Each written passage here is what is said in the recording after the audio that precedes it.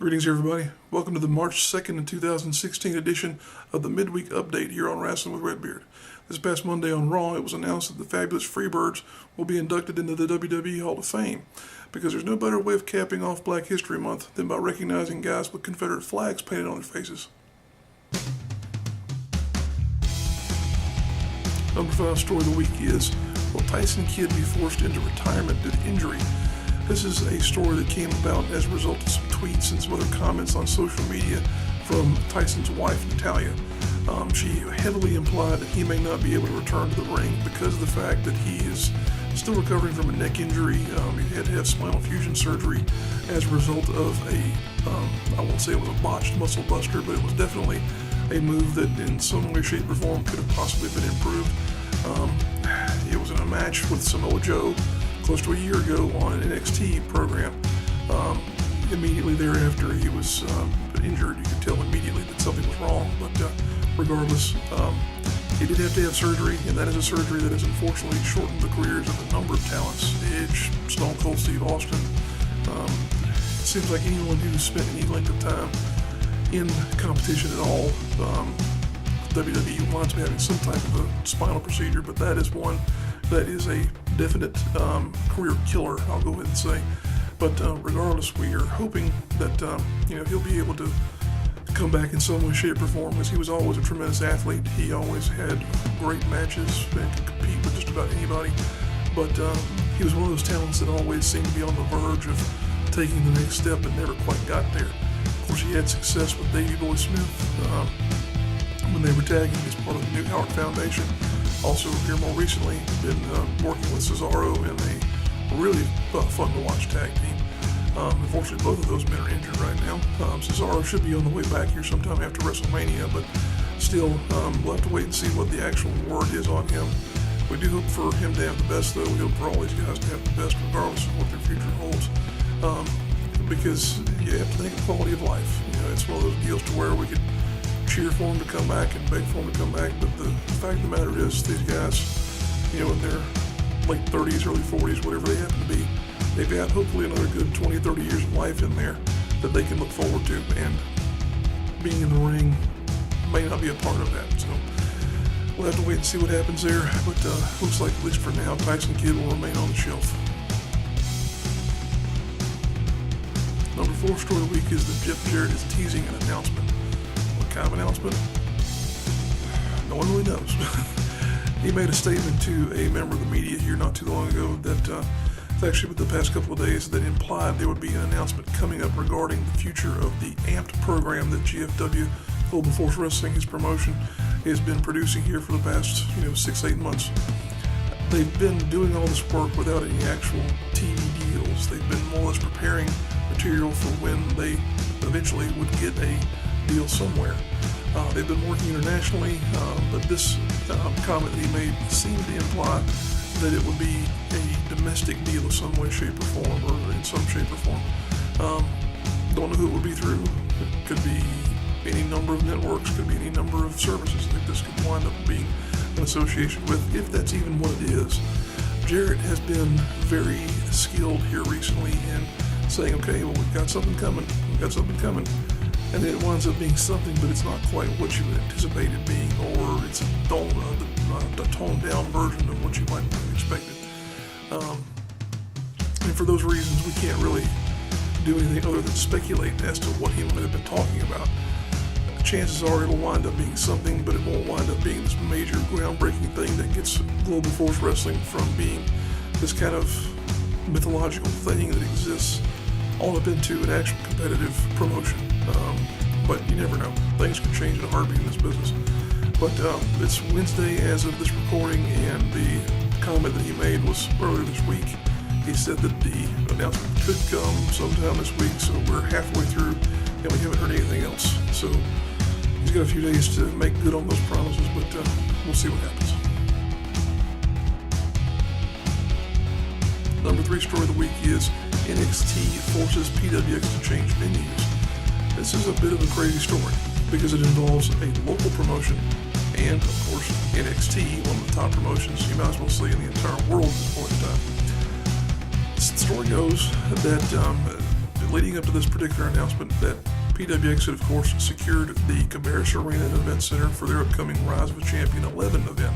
It's going to be probably their biggest event ever. They're going to be doing a War Games match there that involves members of the Experience and Revolt, 2 rings, gigantic steel cage, whole 9 yards as far as the traditional War Games matches is concerned.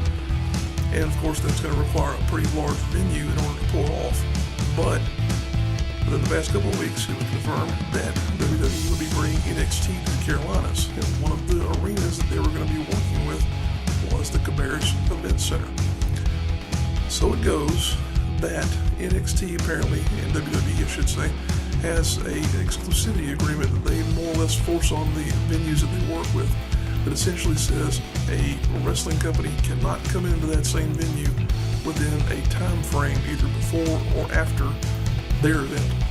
What that meant was suddenly PWX was on the outs with Cabarrus Arena because their event for Rise of the Champion 11 was within a month of the NXT event, which should be happening on April 7th. So suddenly they had to change venues, and this was I'm sure a mad scramble for the people at PWX. I couldn't imagine what they were going through in terms of having to say, okay, well, our biggest event ever, maybe here, is suddenly without a home.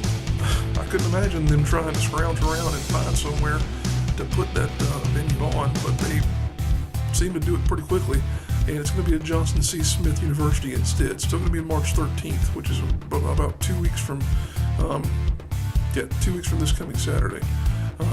But still, it's amazing to see this kind of thing come around because it's a rarity. But PWX just wound up being the, I'll say, unwitting victim in this scenario. They did, clean up the pieces pretty good, though. I have to give them a lot of props on that. They've got some savvy business minds behind the scenes there. But even so, it's kind of, I have to say, kind of reckless on the part of WWE to come in and say, okay, well, you got to take a hike here. But it's not surprising at the same time. Still, it's a lot to look forward to, though. We'll go ahead and put a positive spin on this to cap off this particular story. But a lot to look forward to in terms of wrestling coming up here, both with PWX and Rise of a Champion 11 and also the NXT program. Number 2 story of the week is TNA Wrestling for sale. Evidently, the answer is maybe. That's interesting. The story broke here within the past couple of days that TNA Wrestling was looking for investors and that they were having meetings with some sort of an executive committee that involved Dixie Carter. When you're looking for investors, that is a sign that you're looking for money. And if you're looking for money in business, that means that you're running out of it. Connect the dots here and go on from what I'm talking about to the stories that we had from last year in regard to them not making payroll and having issues with this, that, and the other. It's a continued trend of seemingly a downward spiral for TNA. You have to wonder if the meetings they're having right now are going to be progressive at all, or if they'll lead into something that really is positive for the company overall, which will probably be the sale of the company to someone else. And evidently, that is at least a possibility because there's been word from a number of different sources that have come out and said that if the right offer were to come along, TNA would be sold. I think a lot of people, myself included, are of the opinion that if the Carters were to get away from wrestling, and I'm talking specifically about Dixie, that TNA would probably be in a much better place. There's such baggage from how she ran the company and from how the company has evolved here post Jeff and Jerry Jarrett being involved, that I think the ownership would be a big clearance in terms of saying, okay, this is a new place, this is not going to be the same old thing, and it's going to be a promotion with a different direction. But it's one of these things that could happen. Will anyone actually want to buy TNA? I doubt it. As much as I've tried to hype up the possibility of it happening, the problem with TNA is that as a brand, it's got, here again, such baggage with it that there would be a lot of things that have to take place in order to clean up the image, to change the perception of it. It can be done. Trust me, it could be done. But it would require a lot of work and a very dedicated team to actually get it done. But point of the matter is, it's possible. So we'll have to wait and see. But we'll also have to wait and see what's happening in regard to the possibility of TNA getting these investors on board. If that happens, then you never know. It could be never that the sale happens, but it could also be the next couple of days. You never know. wrestling. And the number one story of the week is the curious case of Roman Reigns. This is a story I've been wanting to talk about for a while because of the fact that Reigns will be here for a nice long while, apparently, from some of the stories that have been coming out this week. It's been an interesting build for him coming into WrestleMania. You've had him winning the WWE World Heavyweight Championship and losing the WWE World Heavyweight Championship, and various other things that the company's tried to do to get him over as a hero, as someone that the people will celebrate and support. And even as it has turned out, the beating that he took on February 22nd from Triple H, and all the blood and whatnot wound up being a work because of the fact that the video that was captured by a fan detailed as much. And yet no one, I won't say no one, but yet very few people have seemingly got on board as celebrating him and supporting him. It's amazing to me. You have the same thing happening now as you did for years with Cena, but there was never that true concerted effort to put as much into him, into Cena that is, as there has been into Reigns. It just blows my mind that they've tried this long and this hard to get people to like him, and for the vast majority, I would say at least 80% of the crowd does not like Reigns. At least that's the way the live audiences seem to react.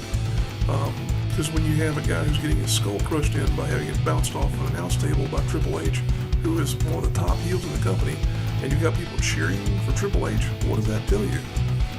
It tells me that he's been an ineffective hero all around. I don't think it would take much to turn him heel. It probably would take him coming out and looking at someone a certain way to turn him heel, but you have to wonder, well, what happens at that point in time? Do people boo him? Or because of the fact that they've changed him to a heel, and suddenly people start cheering for him now too? It's such a confusing thing, and it's a real character study in how this business is so peculiar. In one way you want people to react, then they come around and do something else based on what are tried and true methods of typically getting someone over as a babyface. It's wrestling, though. That's all you can say about it. It's a very peculiar time, but it's also a very interesting time. And it's also a very interesting time for our local promotions, as we've got 9 entries into the local event calendar this coming weekend. I want to highlight 2 of those in particular, as they've got a big event in Grovetown, Georgia at the Patriots Park Gym that may potentially be Flatline Pro Wrestling's last event ever. It will definitely be their last event at Patriots Park Gym. They've got the March of Champions 4 event lined up there with a big card, a lot of talent on that show. And I also want to highlight the CWA Pro Wrestling event that's going to be happening over in Orangeburg, South Carolina this weekend, as they've got Arn Anderson, who will be making an appearance for them over there as well. That said, let's go ahead and get you caught up on the rest of the events that are coming up this weekend, and we'll be back to wrap up the show.